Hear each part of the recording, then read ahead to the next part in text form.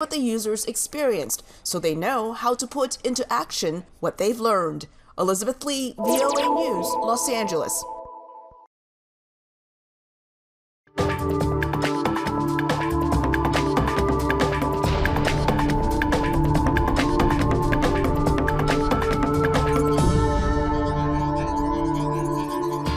جدنگ امریکا سلاو ریزن هفکارا من هیرو زنگنا و من صالح دمی جربو و بینرن هجا دمجمر 8 بیانیه لواشنطن پایتخت مخلک کنویا برنامه کرد کنکشن یا کوباوی کی زندی لسر کانال NRT و همی پلتفرم دنگ امریکا تی بلاف کرن جوارا پیشکش دیکن. بەشێک لە بابەتەکانی ئەم بەرنامەیەمان بریتین لە مەراسیمی بە خاکسپاردنی شاژنی بەریتانیا سەردانی نانسی پلۆسی بۆ ئەرمینیا، کۆبوونەوەی ئەنجومەنی گشتی نەتەوەی گرتوەکان لە نیویۆرک، ناڕەزایەتیەکانی نێو ئێران لەسەر کوژانی ژینە ئەمینی و گرژی و ئاڵۆزیە سیاسەکانی عێراق. ئەم هەروەها بەحسا خۆپێشاندانێکێ کە لە ئستانبوڵە ترکیە بووە لە دژی جڤاکە LGBTQ و هەن مەجارێن دژی دیکەن.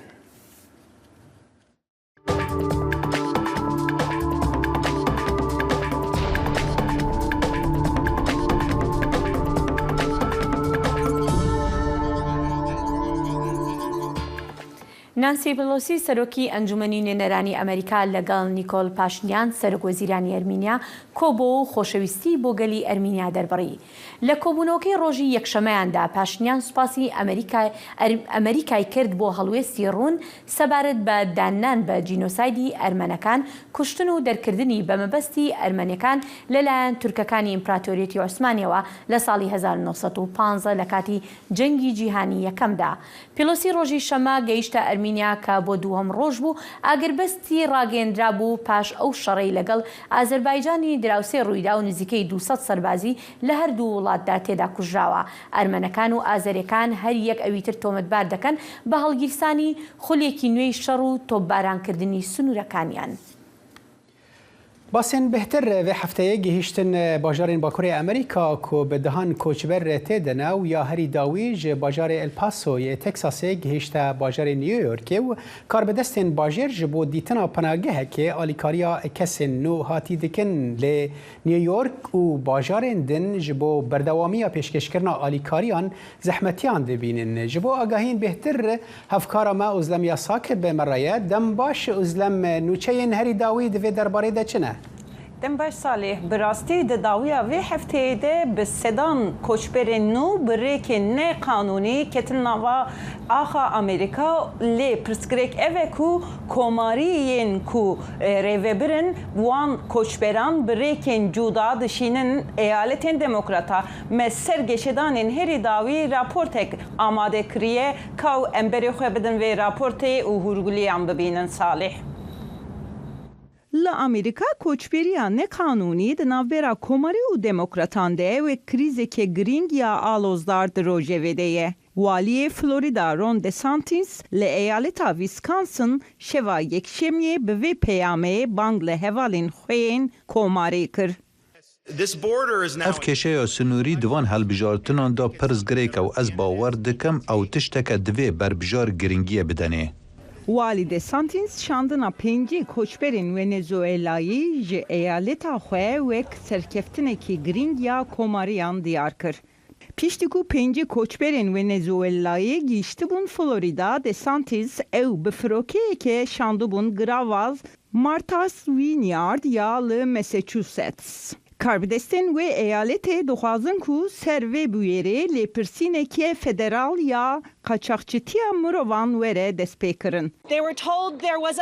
جوان را گوتو بونکو جبوان دیاری یک سپرایز هیا و دما او ورن و کارو خانی لبنداوان بن بگومان اف دروک ببنگه بو. تنه د 4 روزین داویده گلک اتوبزین کو جهیلا والی تکساسی گرگ ابوت و تنه پیشگیری کرن به دهان کوچبر بر به مالا کامالا هاریس یا جیگرا سروک و برنه. هر وار روزا یکشمی اتوبزیک دنج باجار الپاسو گیشت نیویورک. شهردار نیویورک اریک ادمز والی تکساسی ابوت برد کرنا هفرزیه تاوان باردکه. They did not coordinate at all because I don't. اوان قد هماهنگی نکریه جبرکو از باور ناکم هفکاریا سیاسی هبه زیدتر اول نمایش اکا سیاسیه.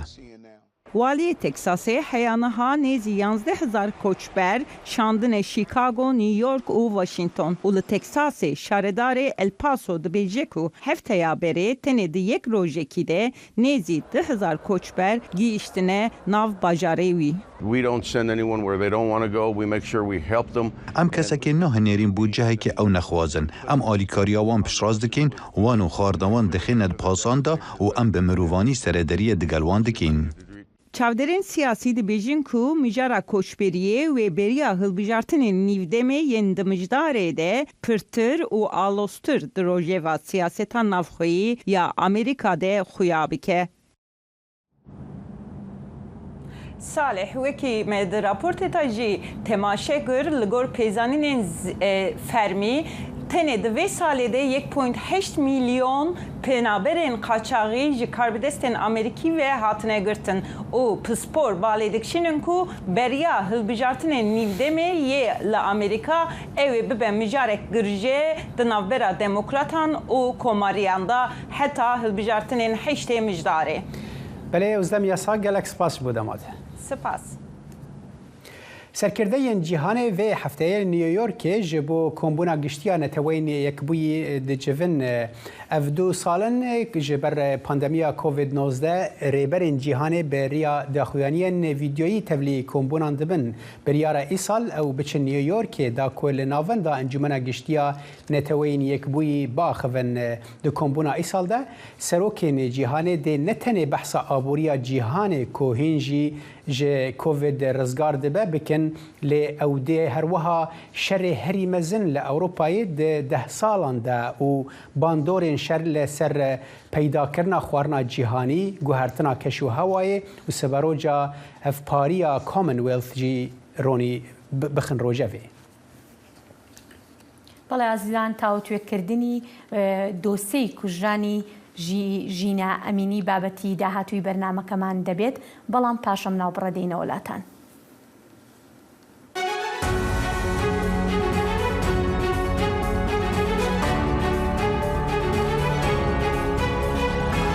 چاوی واشنگتن بەرنامەیەکی هەفتانەیە لە بەشی کوردی دەنگی ئەمریکاوە ئامادە و پێشکەش دەکرێت. من بەڵێن ساڵح هەموو ڕۆژانێکی هەینی لەگەڵ پسپۆراندا تاوتوێی گەرموگورترین بابەتی ڕۆژ دەکەین لە پەیوەندی بە سیاسەتی دەرەوەی ئەمریکاوە. لەگەڵمان بن.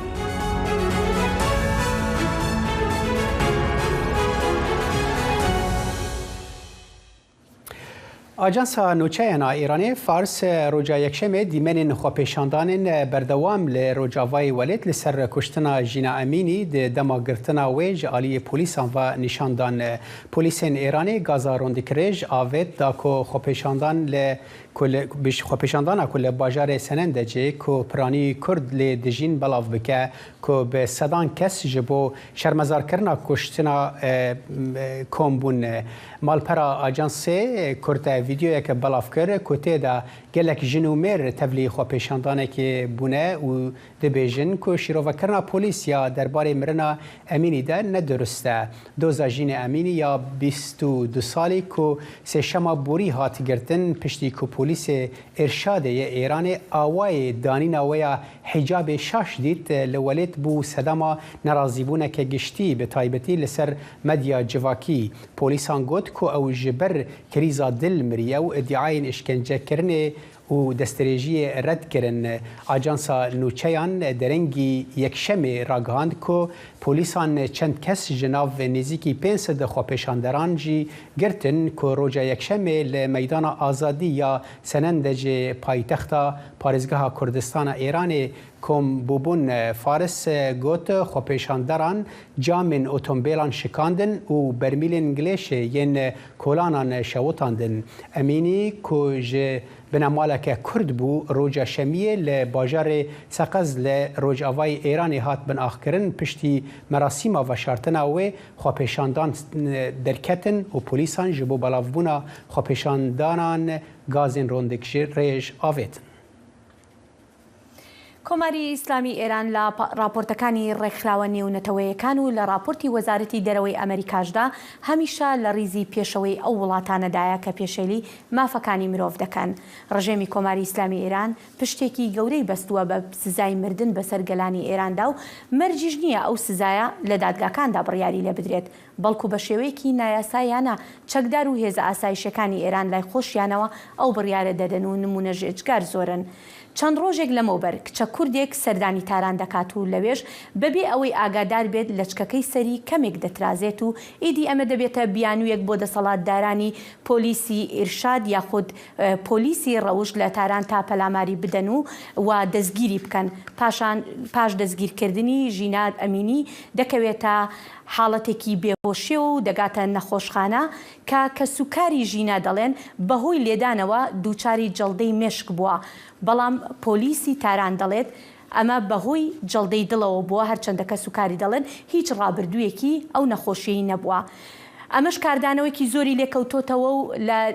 لە سەرانسەری ئێران خۆپشاندان ڕوویداوە و هەروەها لە شارە کوردیەکانی ئێراندا مانگرتنی گشتیش ڕوویداوە.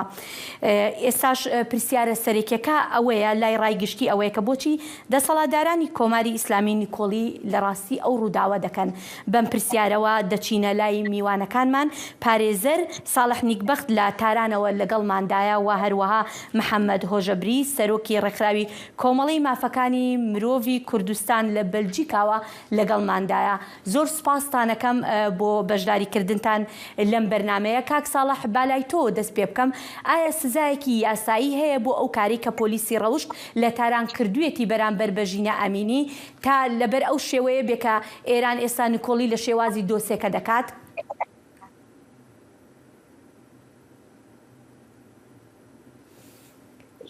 ڕێزم هەیە بۆتان کەم نیشان داوت کردوە بۆ بەرنامەیە. سپاس. ئەوەی کە بەسەر نائەمینی کارەوە کە لە ئێرانە کاری ڕۆژ نییە بە مڕەتەب تکرارە بێتە. نەزان دەنگی من دێ بۆ ئێوەیان بەڵێ دەنگت دێ هەرچەندە بەداخەوە یعنی دەنگەکە زۆر ساف نییە، بەڵام دەنگ دەبیستین فەرموو.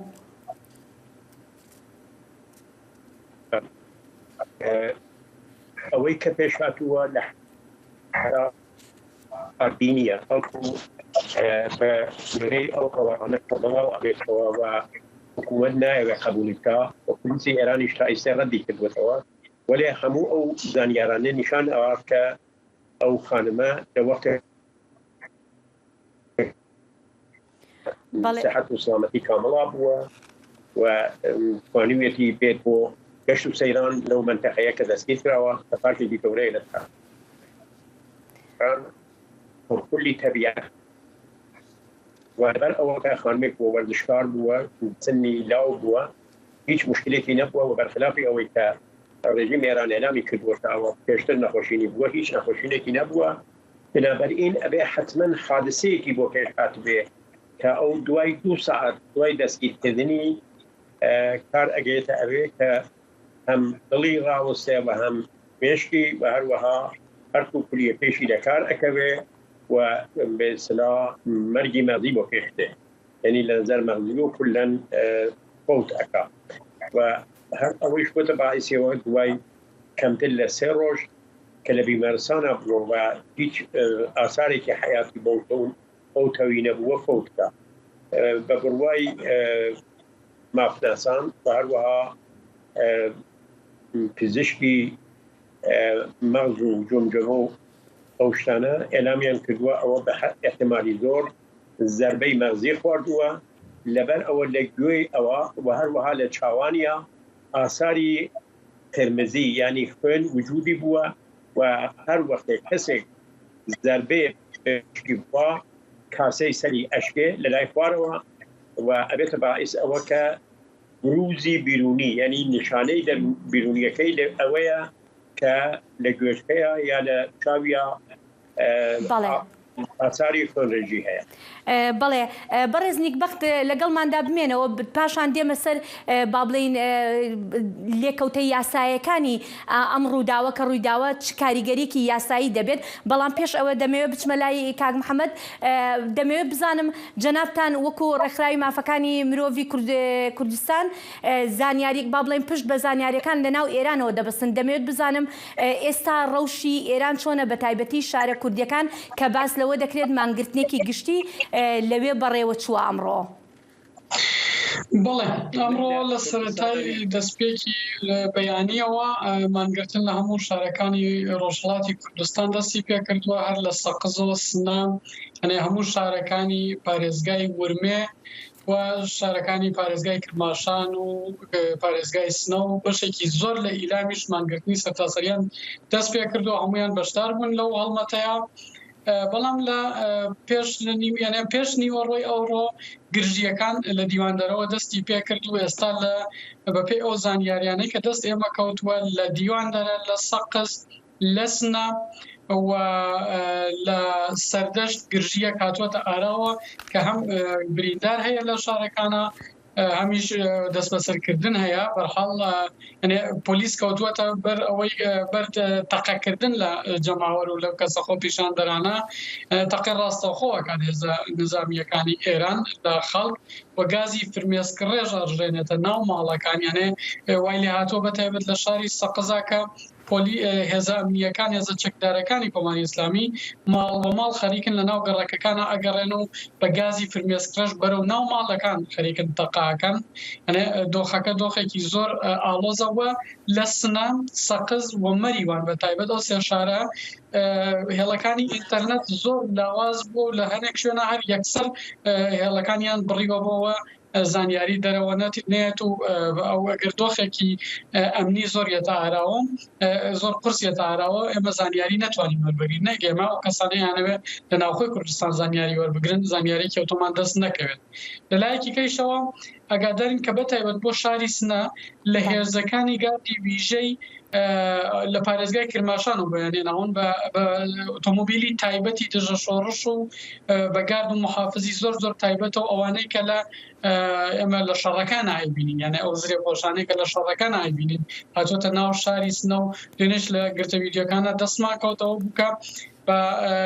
بە زرێپۆشی ئەو هاوێژ ئەوانەی کە بۆ دژی شۆڕش لە وڵاتانی ڕۆژاواییە بە کەڵکیان لێوەردەگرن لە سنە لەو ئۆتۆمۆبیلانە کەڵبەرگیرا و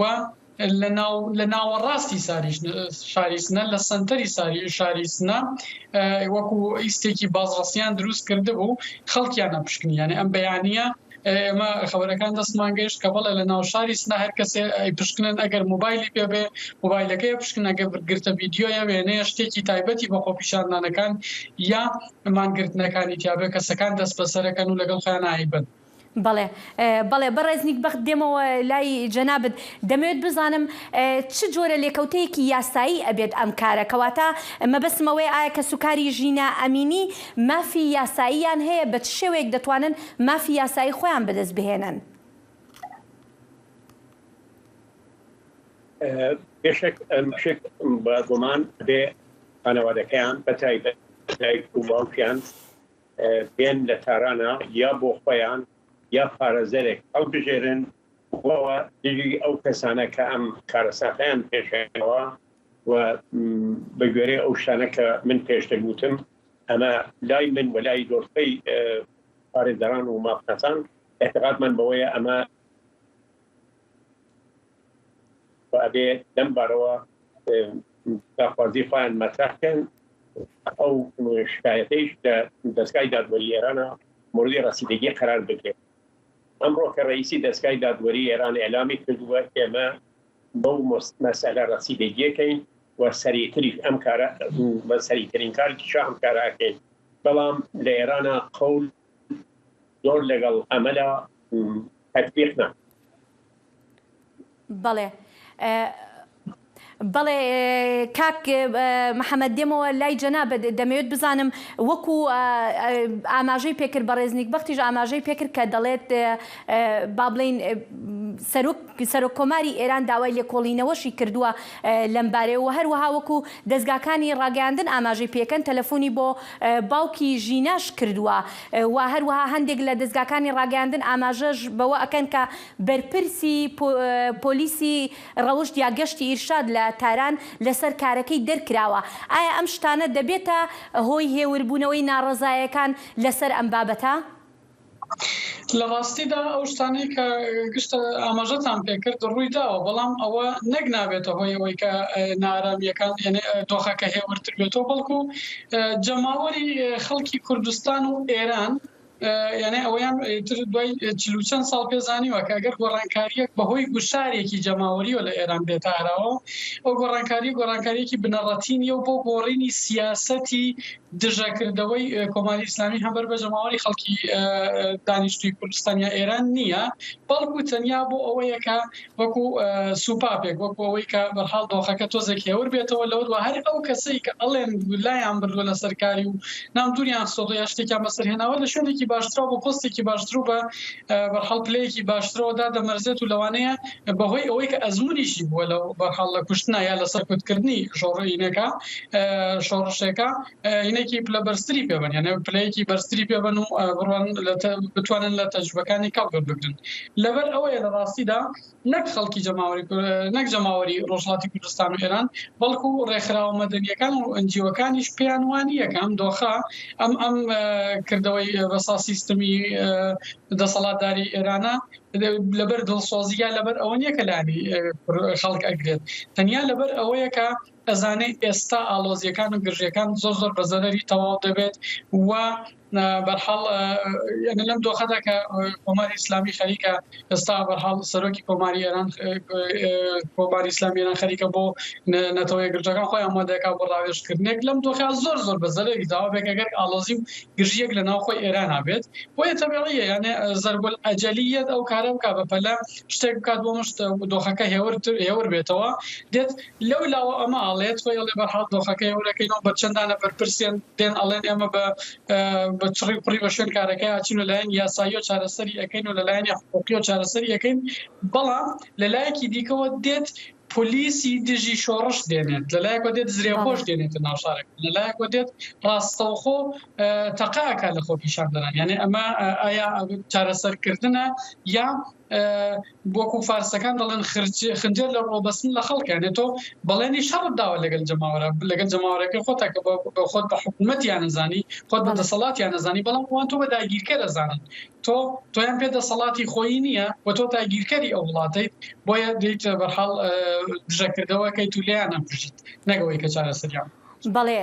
بەڕێزنیک بەخت دەزانین لە ناو ئێران پێش ئەم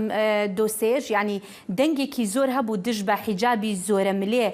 بە تایبەتی لەلایەن ژنانەوە، ئایا دۆسەیەکی لەم جۆرە دەکرێت ببێتە هۆی پێداچوونەوە بەو یاسایی ئێران یان هەر هیچ نەبێت دانانی سنوورێک بۆ گەشتی ئیرشاد لە ئێراندا؟ بەڵێ ئەلبەتە من ئەم قسەی ئاخری ئێوەم متوەجە نەبووم حسابی وەلێکی ئەگەر ممکنە بەڵێ مەبەستەکەم ئەوە بوو هەر پێش ئەم بابەتەش دەنگێک هەبوو ناڕەزایی دژ بە حیجابی زۆرە ملێ، حیجابی بە زۆر لە ناو ئێراندا، دەمەوێت بزانم دۆسەیەکی لەم جۆرە دەکرێت ببێتە هۆی پێداچوونەوە بەو یاسایی کە ئێران هەیەتی؟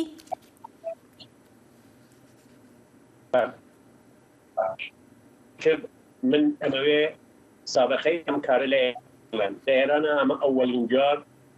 نییە کە دانەوە یادە ڕاگرن بکوژێت تا ئیسێ زیاتر لە 10 نەفەر ئەم جۆرە کوژراون و بەتایبەت بە ئیستیلاح گەشتی ئێرشادا حەوادثێکی زۆر پێش هاتووە و چەندین نەفەریشی هەر بۆ لە زیندانەکان ئەکسەرەن وەختێک کە مەوزوعەکە پێشتێ زۆر سەرجەمیش هەمیشە ئێلام مەسەلە خەیریەکێ واکەین ولێ وردە وەختێک ئێترازاتی خەڵک و پرۆتێستی مەردم کەمە بێتەوە ئەم مەسەلەیە يعني لبيع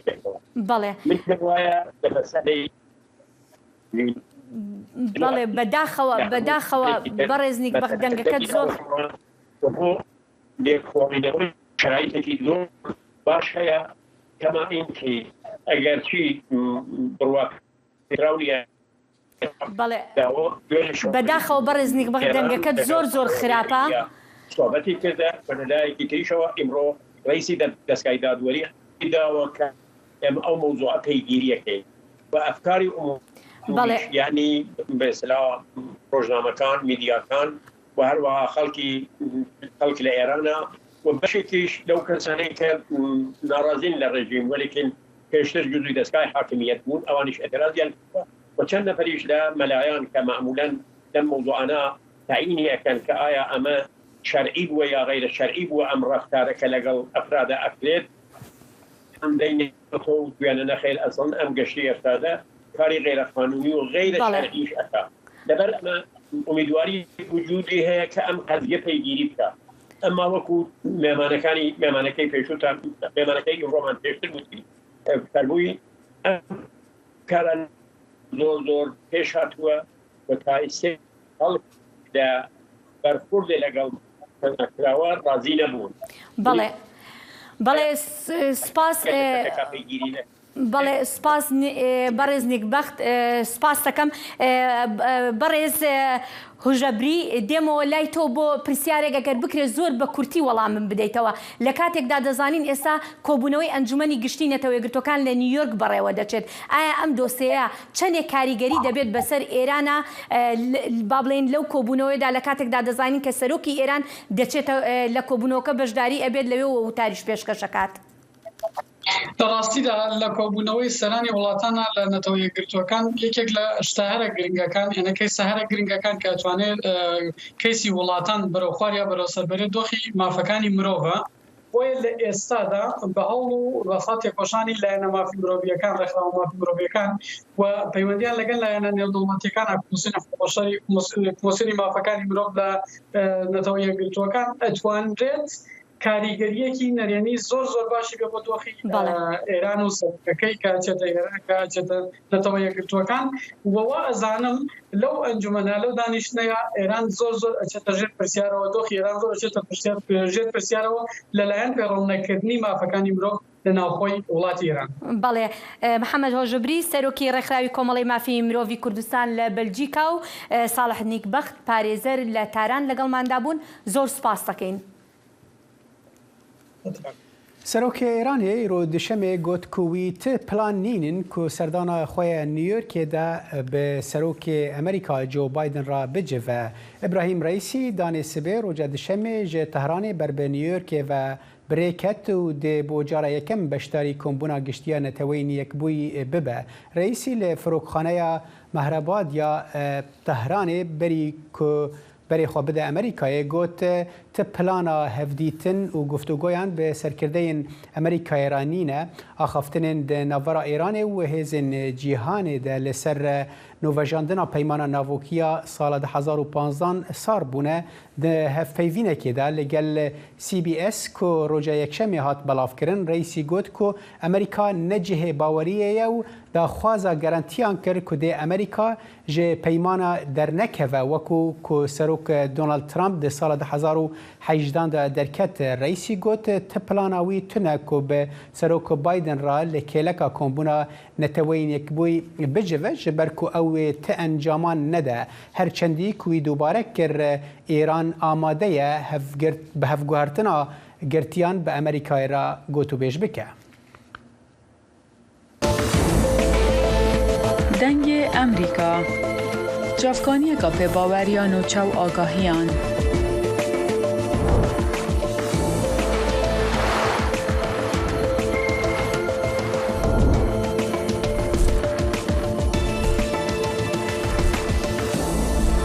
برای مالپەر و پلاتفۆرمên میدیا civakîya dengê Amerîka bala xwe bidin pêzanîn û nûçeyên cîhanê.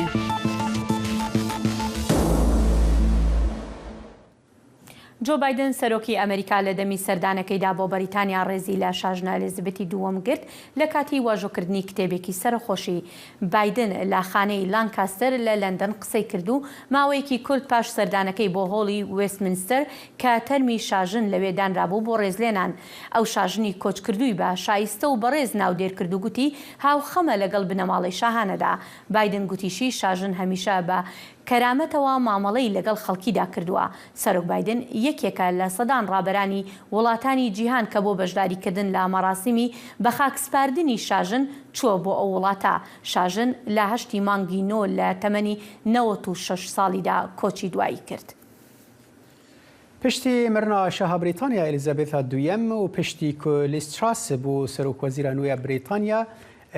بریتانیا دکەوە قۆناغەکە نوێیە سەرکردایەتیە. تندبوونا سەرۆکوەزیر لیز تراس لە بەرامبەر رووسیا و چینێ وێ دە هەمان ڕووپەلێدا بە سەرۆکی ئەمریکا جۆ بایدن را دەهێلە. لەبەلێ چاودێر دەبێژن پشتگیریە تراس بۆ یاسەیەکێ کە دێ بەشێن دانوستاندنên بازرگانیên پشتی برێکزێتێ لە ئێرلندا باکوور هەلوەشینە دکارە ببە سەدەما ئالۆزیەکێ di navbera بریتانیا و یەکێتیە ئەوروپیدا و ئاشتیا لە ئێرلندا باکوور تێک ببە. ji bo ronîkirina vê mijarên niha rêzdar Ezîz Osman şîrovekarê siyasî bi riya Skype ji Londonê bi me ye. Dem baş mamoste Ezîz, mirina Şah Elizabeth û hatina Şah Charles dê çi li Brîtanya biguhere li ser erdê? Spas. Wekî hûn zanin tedî بريطانيا بتايبتي بوي مرنا شاها بريطانيا اليزابيث بشم او جوهرتنا زيادة شينا بيت بريطانيا تجبر وكي بينر زانن بريطانيا ولاتكي بهتر سروك وزير ووزارة بريطانيا اوفيسي بريطاني كاري سياسي بهتر وكاري هندروي بريطانيا حموي او بريفد بنا وكي عائلة يا شاه يا بريطانيا جبوي كي بجمع وقهرتنا زيادة تشي نابي جبوي هاتنا سروك وزيرا نو ليز باشە ئەز ێ وەرم سەر پشت ئەوە پرسە دەربارەی سەرۆک وەزیردا مامۆستا دخوازم دەبێ دەربارەی هەنێکی ببینم دەربارەی هەفپاریە کۆمنوێلتا وڵاتên کۆمنوێلتا عەجەب وێ ت گوهارتن چێ ببن پشتی کۆ چارلز بوو شاهێ نوێ بریتانیا؟ دەدی سیاسەتە شاها ئەلیزابێث ئالیێ وڵاتەیە کۆنوەلس و ئینسانێکە بڕاستی 6 ساڵی تەدی شاه بوو و تێکلیە وێ بووە وڵاتارە گەلێکی خۆش من چ بمڵەترە چ حکوومەتی وا وڵاتارە تێکلیێ ناکێت تایبەت بوون زانە بوو پیرەکە ژنەکە دیبلۆماسی بوو گەلکی نەرم بوو گەلێکی گوتنێوێ ناکێ نەرم بوون تێکلیە بووە وڵاتارە گەلێکی یارمەتیدا بووە بمەڵەتی وا وڵاتارە تێکلیا وێناگی گەلێکی پێشکەتی بوو بوارە پشتی کۆچیا داویە کرد کورێوێ ناکێ ئەدبێژم وێ تێکلی گۆری هەر وڵاتێکی باش قەدمێنێ گۆری تێکلێوی شاهێن و ئەدبێژم ئەو گوهارتناوەکی دەدی خوێندنامژێرە ئەو زێدە گوهارتن چێنا بێ بەلکی هەنێک وڵات مەسەلەن گۆری ڕۆژێ بێن ئێگۆ چاوەوێ تێکلیا شاهێن و بوارە کە بێت تێکلیێدا هەنێک گوهارتنا زێدە ئەزمە بەهوارم چێ ببێ لێ خۆت تو حکم ئەو عایلام شاهنشاه ت حکم ناکێل بە وڵاتە بەس شتێکی سمبولەکە وەکی مەزنبوونێکێ وەکی تەدی مێژوویە تاریخیە vê meselêde nexwe tiştekî wilo guhartinê zêde ne bawarê çê bibî. Başe mamoste em were ser Liz Truss ku piştî ku hat bû Serokwezîra nû ya Brîtanya, Şaha Brîtanya koça dawî kir û او ام ببیجن شانسی و چه نبو کو راگهاندن بحثاوی بکه آنها پشتی کو ام ببیجن شاه بریتانیا بن اخبو باورم و جنها شون و بهتر روناهی بیت سر و کاوی چبکه اگر ام بدن برچاوان کو بری سروک وزیر بریتانیا بری بوریس جونسون هلوسته که تند لبرانبر روسیا لاوکراینای دابو تدبیجی و لیستراسشی همان هلوسته بده و نرمتر به و تندتر به چاوا خواندن تدوی درباره ده وکی گوت دی سیاست بریتانیا یگو 100 سالی چوی ده بریتانیا تجاری سیاست ها وینا که ند وقت ده ند دوی کلیه ده قرارات خود دی بریتانیا دولتك مؤسساتها یا دولتك کو حاضریت تشتکیرت که بری و بختکی دریش جرد که خوندن جرد چید بی لیکولین سر چید بی بری گاوا بین آویتن بولاد بشم اولیز هاتنا وینا که تو گوارتنه مازن دوی وقتی دز نباورم چه بی که چیج آلیه روسیا و اوکرانیا و بی چیج آلیه کیتیا اوروپا و بی اجبرگو دوائر بريطاني ليكولينا كدريش لكن حتى قرارك تي غارتن نب دستي سروك وزير يكسر كاري بي جي بي اف امي تيكلي فير خير كنيا فير يعني مي سياسه خو غارن جي ولاتي حتى في ولاتي دي اجبرلو جاز بشم بتايبت جي وكي زانن لز نبهل بجارتنا قشتي هاتي وكي والله ملطي بريطاني جو هاتي هالبجارتن دهاتی هل بجارتن پارتیا خدا پشتی بورس جونسون دفش حکومتی برده بقولو بيجم دوی دورا گونها تیدا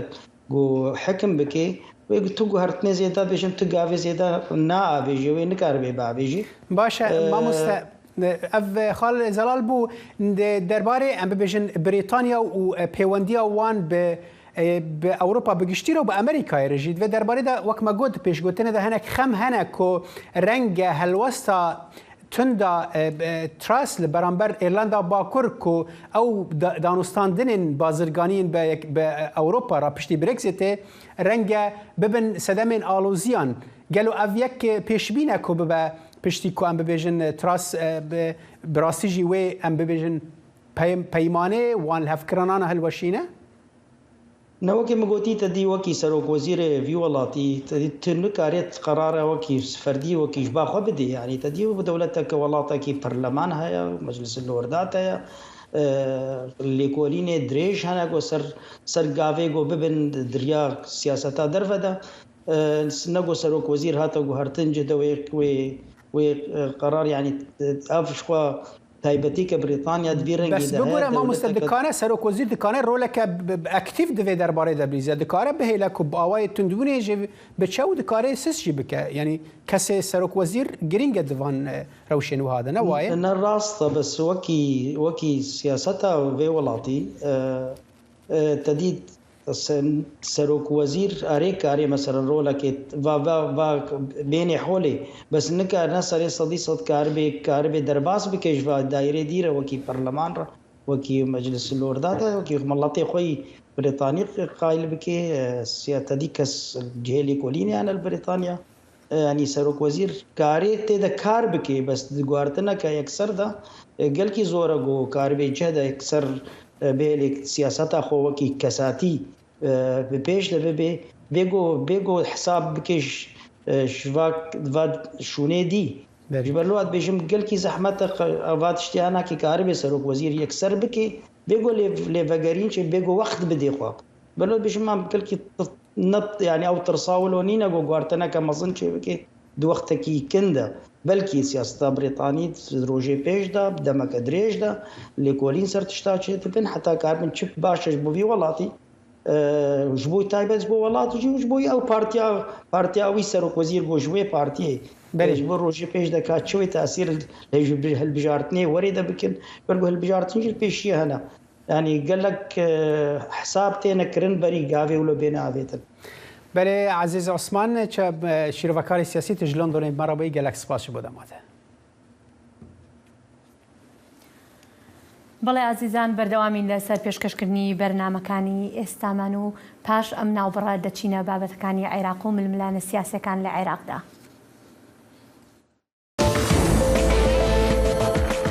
دەنگی ئەمریکا سەرچاوەی متمانە پێکراوی هەواڵ و زانیاری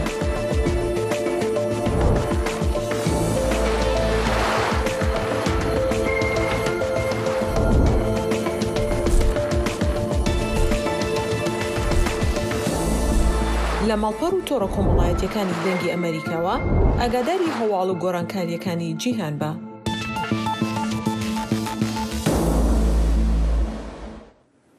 ململانێ سیاسەکانیش لە عێراق بەردەوامن و لە کاتێکدا هەوڵ هەیە بۆ ڕێککەوتنی نێوان چوارچێوەی هەماهەنگی و سەدر تا بتوانرێت ئەو دۆخە سیاسیە چەقبەستووی عێراق تێکەوتووە چارەسەر بکرێت. بۆ زانیاری زیاتر دەچینە لای دڵشاد ئەنوەر پەیامنێرمان لە گەرمیان. دڵشاد، زانیاری نوێ چییە؟ ئایا چوارچێوەی هەماهەنگی و سەدر لە ڕێککەوتن نزیک بوونەتەوە؟ هێرۆ وەک ئاگاداری کە ئەو قەیرانە سیاسی کە عێراقی تێکەوتووە چۆن لە پێش ڕووداوەکانی یان با بڵێن مەراسیمی چلەی ئیمام حوسێن ڕاگیراوە یاخود قەتیسی بەستووە، ئێستا بە هەمان شێوە بگرە بە شێوازێکی تر. ئێستا تەنانەت چوارچێوەی هەماهەنگیش کە هێزە شیعە ڕکابەرەکانی سەدر لە خۆ ئەگرێ، ئەتوانم بڵێم هاوڕانین یاخود یەک گوتارنین لە چۆنێتی مامەڵەکردن لەگەڵ سەدرا. بەشێکیان پێیان وایە بە تایبەتی هادی عامری و با بڵێن حەیدەر عیبادی ئەوان پێیان وایە کە نەرمتر لەگەڵ سەدرا مامەڵە بکەن و بۆ مجامەلەکردنی سەدر و لە پێناو نەگەڕانەوەی عێراق بۆ ئاڵۆزی هەوڵ بدرێت کە ئەگەر گۆڕانکاریش بکرێت بەڵام مستەفا کازمی لە پۆستەکەیدا بمێنێتەوە. بەڵام لایەنەکانی تری نێو چوارچێوەی هەماهەنگی بە تایبەتی مالکی و خەزعەلی و عەمار حەکیم ئەوان توندن و پێیان وایە دەبێت مستەفا کازمی سەرۆکوەزیرانی عێراق بگۆڕدرێ و حکوومەتێکی نوێ پێک بهێنرێ کە چوارچێوەی هەماهەنگی باڵەدەست بێت پێیدا و پێیان وایە ئەوەی کە ئێستا بەسەر چوارچێوەی هەماهەنگی و نێوماڵی شیعەدا دێت مستەفا کازمی سەرۆکوەزیرانی عێراق لێ بەرپرسیارەکە لایەنگری کردووە لە نێوان ئەوان و ڕۆتی سەدردا. بۆیە ئەکرێ بڵێن چوارچێوەی هەماهەنگیش یە گوتارین ئێستا لە چۆنێتی مخاتەبەکردنی سەدرا. بەشێکیان ئەیانەوێت بۆی دۆخەکە ئاڵۆز نەبێت لە پێناو مجامەلەکردنی سەدرا مستەفا کازمی سەرۆکوەزیرانی عێراق بمێنێتەوە، بەڵام بەشەکەی تریان بە تەواوەتی دژیان بۆ چوونەن و ئەمەڕەتەکەنەوە و پێیان وایە کە ئەبێت دەسەڵاتی داهاتووی عێراق لە دەستی خۆیان نابێ و هەڵبژاردننی داهاتووی عێراق لە ژێر کۆنتترۆڵی ئەواندا بێت کە بێگومان ئەم لایەنەیان ئەو لایەنانن کە بەرامبەر بە سەدر تون بۆیە سەدریش پێ ناچێت بەمە ڕازی بێت. بڵێ بەڵێ باشە دڵشاد، سەدر چی دەوێت؟ بۆچی دەست پێشخەریەکان ڕەت دەکاتەوە؟ بێگومان ئەوەی کە سەدرەیەوێت، سەدر پێی وایە ئەم یان زەمانەی کە تێپەڕیوە کە دژایەتی هێزە شیعەکانی کردووە، سەدر دڵنیایە لەوەی کە شەقامی عێراقی بە تەواوەتی ئەگەرچی لەگەڵ ئەویشانین بەڵام تووڕەن لە هێزە شیعەکانی تر. ئەو ئەیەوێت ئەم تووڕەیەی شەقامی عێراقی لە ڕێگەی ڕەتکردنەوەی گفتوگۆ و دانوستان لەگەڵ هێزە شیعەکانی نێو چوارچێوەی هەماهەنگی بۆ خۆی تەوزیف بکە و هەوڵ بدات کە بۆ هەڵبژاردننی داهاتووی عێراق سوودیان لێ ببینێەوە ئەو لایەن و ئەو شەقامی عێراقی کە تووڕەن لە لایەنە شیعەکان بەلای خۆیاندا ڕای بکێشێت بە ئومێدەوەی کە ژمارەی کورسیەکانی زیاتر بکات. بێگومان سەدر لەم چەند مانگەی کە ڕۆیشتووە خیتابێکی گرتووەتە بەر کە خیتابی عێراقی بوونە یاخود با بڵێن خیتابێکی جیاوازترە کە دژایەتی ئێرانی کردووە. سەدر ئەیەوێت ئەمە تەوزیف بکات بۆ هەڵبژاردننی داهاتوو سوودی لێ ببینێ. ئێرانەکانیش لەمە تێگەیشتوون کە ئەم خیتابەی سەدر درزی خستووەتە نێوان ئێران و عێراقیەکانەوە. بۆیە ئەگەر متابعە بکرێ لە چلەی ئیمام حوسێنە ئەم جارە زیارەتکارێکی ئێجگار زۆریان ناردە عێراق بۆ ئەوەیە و کەلێنە پڕ ببێتەوە، بەڵام هێشتا ئەم دووبەرەکی هەر بەردەوامی هەیە. بەڵێ دڵشاد، با بچین هەرێمی کوردستان. ئەمڕۆ مەسعود بارزانی سەرۆکی پارتی دیموکراتی کوردستان و بافڵ تاڵەبانی سەرۆکی یەکێتی نیشتیمانی کوردستان بڕیارە کۆ ببنەوە. ئایا ئەم کۆبوونەوەیە پەیوەندی بە پۆستی سەرۆک کۆماری عێراقەوە هەیە؟ تکایە بە کورتی دڵشاد. بێگومان ئەم کۆبوونەوەی پەیوەندی بە کۆمەڵێک پرسەوە هەیە. لە نێویاندا پۆستی سەرۆکۆماری عێراق کە تاکو ئێستا یەکێتی و پارتی لەسەری ڕێک نەکەوتون. بەپێ ئەو زانیاریانەی کە من دەسم کەوتووە، یەکێتی نایەوێت بە تەنها دانوستان یاخود گفتوگۆ لەگەڵ پارتیا لەسەر پۆستی سەرۆکۆمار بە تەنها بکات. ئەو یەکێتی پاکێجێکی هەیە کە پاکێجەکان بریتیە لە کۆمەڵێک پرسی تایبەت بە دەسەڵات لە عێراق و لە هەرێمی کوردستانیشە ئەوێت هەموو ئەمانە بکاتە یەک پاکێجۆ پێکەوە گفتوگویان لەگەڵ بکاتەوە. پێی وایە یەکێتی ئەوەی لەگەڵ پارتیا هەیە ئەوان شەریکن لە حکوومەت و دەسەڵاتدارێتیە. یەکێتی ناڕازیە لە چۆنێتی مامەڵەکردنی یەکێتی و پارتی لەگەڵ یەکتریاوە. پێی وایە کە پارتی وەکو شەریکێکی حەقیقی تەماشای ناکات بۆیە ئەوێت هەموو کێشەکان بە یەک پاکێج بە پۆستی سەرۆکۆمار و بە کێشەکانی سلێمانی و حتا بە سنووری کەرکووکیشەوە بە یەک پاکێج لەگەڵ پارتی دیموکراتی کوردستانە گفتوگویان لەگەڵ بکات بێگومان ئەمانە بەشێکە بن لە گفتوگۆکانی نێوان بابڵ تاڵەبانی و مەسعود بارزانی. بەڵێ دڵشادە نوەر پامنێرمان لە گەرمیان سوپاس.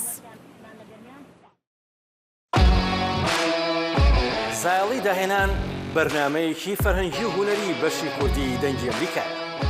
من ئاسۆ جەبار لە واشنگتن دیسیەوە هەردوو هەفتە جارێک دەبمە میوانی ماڵەکانتان لەگەڵمان.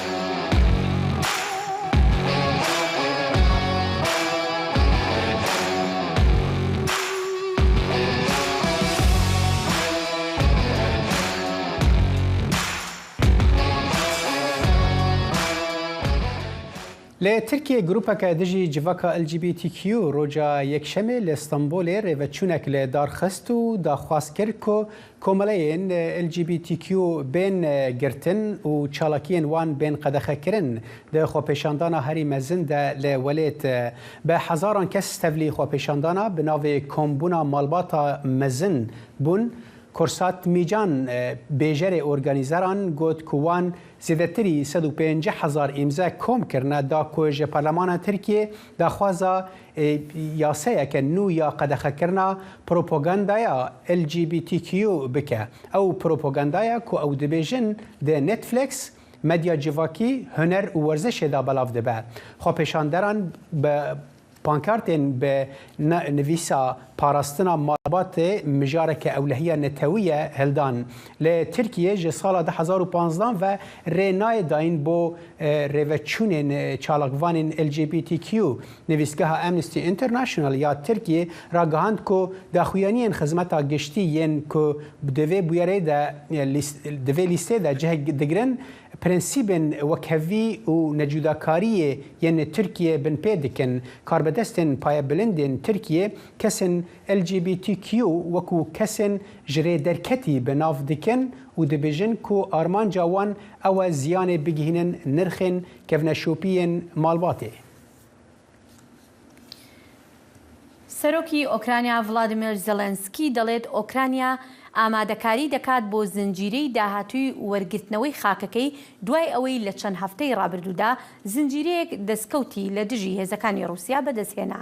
هێزەکانی ئۆکرانیا لە چەند ناوچەیەکی باکووری ڕۆژهەڵاتی خارکیف کە چەند مانگێکە لەلایەن رووسیاوە داگیرکراوە سەرکەوتنێکی بەرچاویان تۆمار کردووە. لە وتارە ڤیدیۆیەکەیدا زەلەنسکی شەوی یەکشەمە ڕایگەیاند ڕەنگە ئێستا بۆ هەندێکتان وا دیار بێت کە دوای زنجیرەیەک سەرکەوتن ئێمە خاو بووینەتەوە بەڵام وانە. سەرۆکی ئۆکرانیا گوتیشی دەبێت هەموو ئۆکرانیا ئازاد بکەین و گوتیشی ئامانجمان گرتنەوەی